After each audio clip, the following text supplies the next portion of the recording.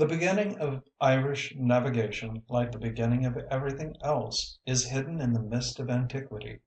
Vessels of some kind obviously must have borne the successive waves of immigrants or invaders to the island.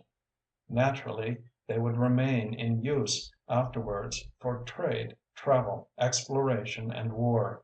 Irish ships may have been among those of the Breton fleet that Caesar dispersed at Van after an obstinate struggle. 2 or 3 centuries later we find Niall of the Nine Hostages making nautical descents on the neighbouring shores, especially Britain.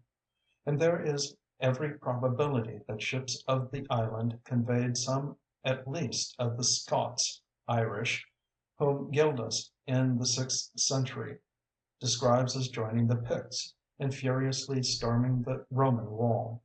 The, the equally adventurous but more pacific work of exploration went on also, if we may judge by that extraordinary series of Irish sea sagas, the Imrama, comprising the voyages of Bran, Maelduin, the Ui Cora, and St. Brendan, the last mentioned deservedly the most famous. These vary in their literary merits and in the merits of their several parts, for they have been successfully rewritten at different periods, receiving always something of the colour, belief, and adornment which belonged to the writer's time, but under all may be dimly traced, as in a palimpsest, the remote pagan original. At their best they embody a lofty and touching poetry, very subtle and significant, as when we read of Bran's summoning by a visitant of supernatural beauty to the Isles of Undying Delight, where 1,000 years are but as a day; his return with a companion who had been overcome by longing for Ireland and home; the man's falling to ashes at the first touch of the native soil, as though he had been long dead; and the flight of Bran and his crew from the real living world to the islands of the blest. At least equally fine and stirring is St. Brendan's interview with the exiled spirit of heaven, whose sin was but little, so that he and his fellows were given only the pleasing penance of singing delightfully, in the guise of beautiful birds, the praises of the god who showed them mercy and grace amid the charms of an earthly paradise. Then all the birds sang evensong, so that it was an heavenly noise to hear. It is not very surprising that St. Brendan's legend, with such qualities in prose and verse, made itself at home in many lands and languages, and became for centuries a widespread popular favorite and matter of general belief, also influencing the most permanent literature of a high contemplative caste, which we may suppose to be out of touch with it altogether.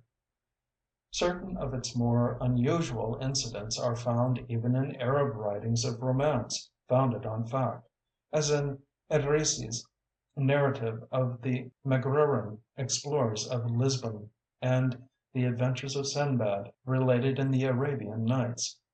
But perhaps here we have a case of reciprocal borrowing, such as may well occur when ships' companies of different nations meet. The most conspicuous, insistent, and repeated feature of all these Imrama is a belief in Atlantic islands, fair enough or wonderful enough to tempt the shore dwellers of Ireland far away and hold them spellbound for years. It is easy to ascribe these pictures to sunset on the ocean, or the wonders of mirage, but all the time, within long sailing distance, there actually were islands of delightful climate and exceeding beauty. These had been occasionally reached from the Mediterranean ever since early Carthaginian times, as classical authors seem to tell us. Why not also from Ireland, perhaps not quite so distant? It is undoubted that the Canary Islands were never really altogether forgotten, and the same is probably true of the Madeiras and all 3 groups of Azores, though the knowledge that lingered in Ireland was a distorted, glimmering tradition of old voyages, occasionally inciting to new ventures in the same field. Some have supposed, though without sufficient evidence, that St. Brendan even made his way to America, and parts of that shoreline in several different latitudes have been selected as the scene of the exploit. His first entry into serious geography is in the fine maps of Dulcet (1339) and the Pizzigani (1367), both of which plainly label Madeira, Porto Santo, and Las Desertas the fortunate islands of St. Brendan. That there may be no possibility of misunderstanding, the Pizzigani brothers present a full-length portrait of the holy navigator himself bending over these islands with hands of benediction. The inscription, though not the picture, was common, thus applied, on the maps of the next century or two, and no other interpretation of his voyage found any place until a later time. Of course, the 14th century was a long way from the 6th, when the voyage was supposed to have been made, and we cannot take so late a verdict as convincing proof of any fact, but it at least exhibits the current interpretation of the written narrative among geographers and mariners, the people best able to judge. And here the interval was much less. The story itself seems to corroborate them in a general way, if read naturally. One would say that it tells of a voyage to the Canaries, of which one is unmistakably the island under Mount Atlas, and that this was undertaken by way of the Azores and Madeira, with inevitable experience of great beauty in some islands and volcanic terrors in others. Madeira may well have been pitched upon by the interpreters as the suitable scene of a particularly long tarrying by the way. Of course, magic filled out all gaps of real knowledge, and wonders grew with each new rewriting. Whatever Brendan did, there is no doubt that Irish mariner monks, incited by the great awakening which followed St. Patrick's mission, covered many seas in their frail vessels during the next 3 or 4 centuries. They set up a flourishing religious establishment in Orkney, made stepping stones of the intervening islands, and reached Iceland some time in the 8th century, if not earlier. The Norsemen, following in their tracks as always, found them there, and the earliest Icelandic writings record their departure, leaving behind them books, bells, and other souvenirs on an islet offshore which still bears their name. Did they keep before the Norsemen to America too? At least the Norsemen thought so. For centuries the name Great Ireland, or White Men's Land, was accepted in Norse geography as meaning a region far west of Ireland, a parallel to Great Sweden, Russia, which lay far east of Sweden. The saga of Karlsefni, first to attempt colonizing America, makes it plain that his followers believed Great Ireland to be somewhere in that region, and it is explicitly located near Wineland by the 12th century Landnámabók. Also there were specific tales afloat of a distinguished Icelander lost at sea, who was afterward found in a western region by an Irish vessel long driven before the storm. The version most relied on came through one Brehon, who had dwelt in Limerick, also through Thorfinn, Earl of the Orkneys. Brazil, the old Irish Breasail, was another name for land west of Ireland, where there is none short of America. On very many medieval maps, of which perhaps a dozen are older than the year 1400, the earliest yet found being that of Dalorto, 1325.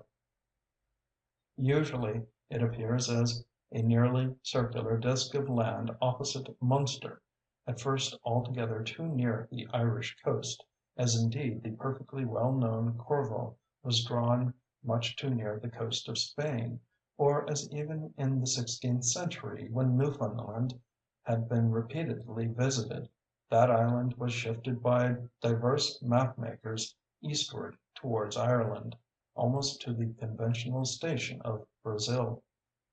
Also, not long afterwards, the maps of Nicolay and Saltieri adopted the reverse treatment of transferring Brazil to Newfoundland waters, as if recognizing past error and restoring its proper place. The name Brazil appears not to have been adopted by the Norsemen, but there is one 15th century map, perhaps at 1480, preserved in Milan, which shows this large disk form Brazil just below Greenland, Isla Verde, in such relation that the mapmaker really must have known of Labrador under the former name and believed that it could be readily reached from that Norse colony. It seems altogether likely that Brazil was applied to the entire outjutting region of America surrounding the Gulf of St. Lawrence, that part of this continent which is by far the nearest Ireland. Besides the facts above stated, certain coincidences of real geography and of these old maps favor that belief, and they are quite unlikely to have been guessed or invented. Thus, certain maps, beginning with 1375, while keeping the circular external outline of Ireland, reduce the land area to a mere ring, enclosing an expanse of water dotted with islands, and certain other maps show it still nearly circular externally and solid, but divided into two parts by a curved channel nearly from north to south. The former exposition is possible enough to one more concerned with the nearly enclosed Gulf of St. Lawrence and its islands than with its two comparatively narrow outlets. The second was afterward repeated approximately by Gastoldi's map illustrating Ramusio when he was somehow moved to minimize the width of the gulf, though well remembering the straits of Belle Isle and Cabot. There are some other coincidences, but it is unnecessary to dwell on them. Land west of Ireland must be either pure fancy or the very region in question, and it is hardly believable that fancy could guess so accurately as to two different interpretations of real though unusual geography and give them right latitude, which with such an old Irish name, Brazil, as might naturally have been conferred in the early voyaging times. That an extensive region, chiefly mainland, should be represented as an island is no objection, as anyone will see by examining the maps which break up everything north of South America in the years next following the achievements of Columbus and Cabot. There was a natural tendency to expect nothing but islands short of Asia. It seems likely, therefore, that America was actually reached by the Irish even before the Norsemen, and certainly long before all other Europeans.